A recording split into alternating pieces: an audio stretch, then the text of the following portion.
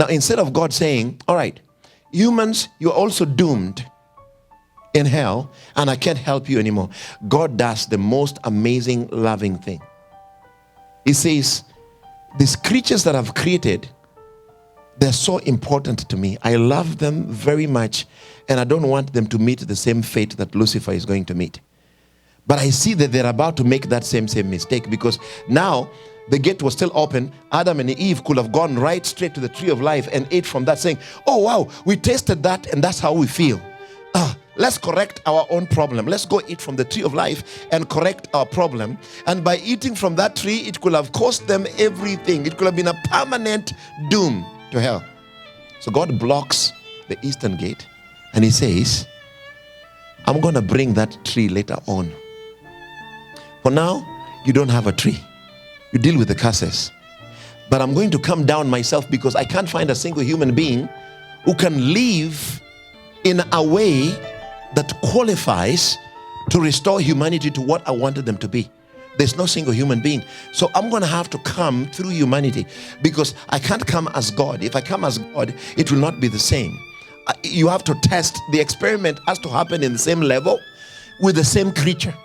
So God says, if I have to experiment with this thing, I have to myself. I cannot sin. I have to myself go down on earth, take a human body, walk among them, go through everything that they're going through. But because I cannot sin, if that sin is put inside of me, it will die. Death cannot control me. Sin cannot control me. So if I come in a human body and I clothe myself with the flesh, and that sin is put upon me, it will die. And therefore, I can restore their corrupt nature through that sin being destroyed in me. That's what exactly he did. He looked at it and he said, this is an experiment. I'm going to take it. So the God of heaven who created us chose to come down, put on a clothing, all right, get injected with sin, yet he did not sin, but experience that sin, destroy that sin, and go back to heaven and enter into our hearts at salvation and say, now through me, you can overcome. Amen? That's a beautiful story. So when you think about that, then you think about how much important you are to God, how valuable you are to God. That the God of heaven did not just look at you, just another experiment. It was like, these ones I'm going to move heaven for.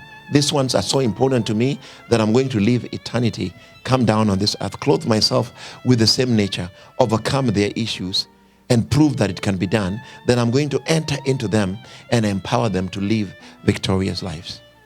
Amen? Any questions? The human will is something that God cannot let us, because if God was to remove the human will, then we become robots.